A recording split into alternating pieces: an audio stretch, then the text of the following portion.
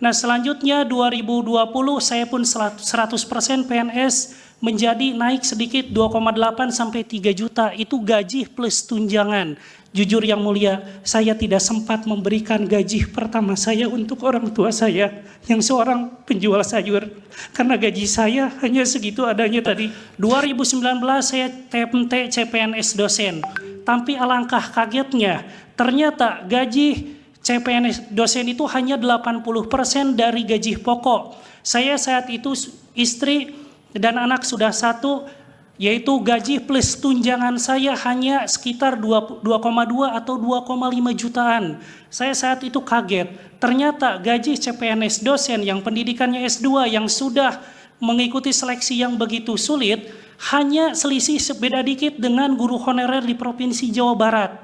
Nah selanjutnya 2020 saya pun 100% PNS menjadi naik sedikit 2,8 sampai 3 juta, itu gaji plus tunjangan. Di dalamnya ada tunjangan fungsional.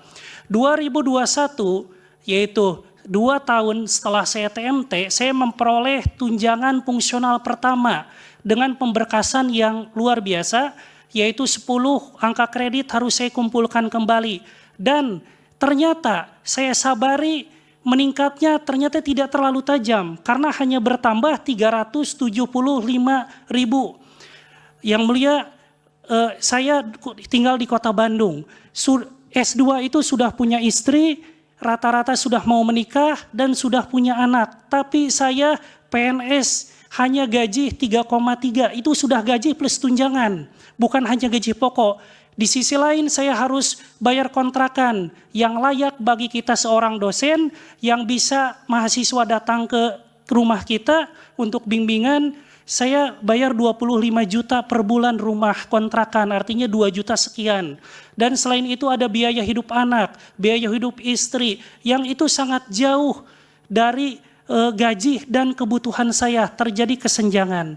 Sehingga kesenjangan ini apa? Saya dan rekan-rekan saya akhirnya bekerja sambilan. Saya di Car Free Day berjualan dengan istri saya, berjualan bubur bayi, berjualan baju anak. Saya beli online, saya jual lagi offline demi menghidupi saya. Saya tidak malu sebagai dosen tetap berjualan. Rekan saya, Teddy, dosen di Politeknik Negeri Bandung, dia selesai ngajar, dia ngojol. Rekan saya lagi ada di Kalimantan, dia selain menjadi dosen, dia pun tetap menjadi kuli bangunan Bapak Ibu. Dan kemarin sudah kita sampaikan di DPD dengan gaji seperti itu.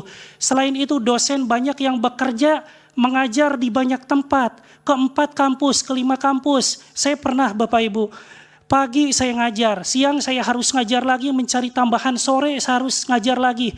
Di Bandung dengan panas-panasan. Saya pergi ke kamar mandi, cuci muka, mandi untuk mengajar kembali di kampus yang berbeda. Demi untuk mencukupi kebutuhan dasar saya. Selain itu ada yang berjualan rappel online dan marketing perumahan. Segala dilakukan demi mencukupi kebutuhan dasar. Karena saat itu kami tidak mendapatkan tunjangan kinerja dikecualikan dan sertifikasi dosen pun bisa didapatkan paling cepat 5 tahun. Bapak Ibu, seharusnya dosen itu fokus mengajar, penelitian berkualitas, agar lulusannya berkualitas, tapi kenyataannya dosen harus kerja sampingan sehingga waktu tridharmanya kurang. Mahasiswa sering WA saya di luar jam kerja untuk bimbingan. Terkadang saya tolak karena saya sedang bekerja di luar. Saya tidak ceritakan kepada mahasiswa saya karena saya ingin menjaga juga marwah seorang dosen. Tapi ketika saya dihadapkan dengan tugas dan kebutuhan keluarga, tentu saya pun harus mencari cara bagaimana keluarga tetap bisa bertahan. Harapan saya kepada Majelis Hakim Mahkamah Konstitusi, kita tidak meminta keistimewaan, tidak meminta belas kasihan, tetapi mohon keadilan konstitusional agar dosen dapat mengajar dengan tenang, meneliti dengan fokus, mengabdi dengan sepenuh hati tanpa dibayangi kesulitan memenuhi kebutuhan dasar keluarga. Boleh selanjutnya? Waktunya sudah cukup. Ya, terakhir majelis, saya berdiri di sini mungkin sendiri, tapi di belakang saya ada rekan-rekan saya, di atas ada rekan-rekan dosen di asosiasi cukup banyak.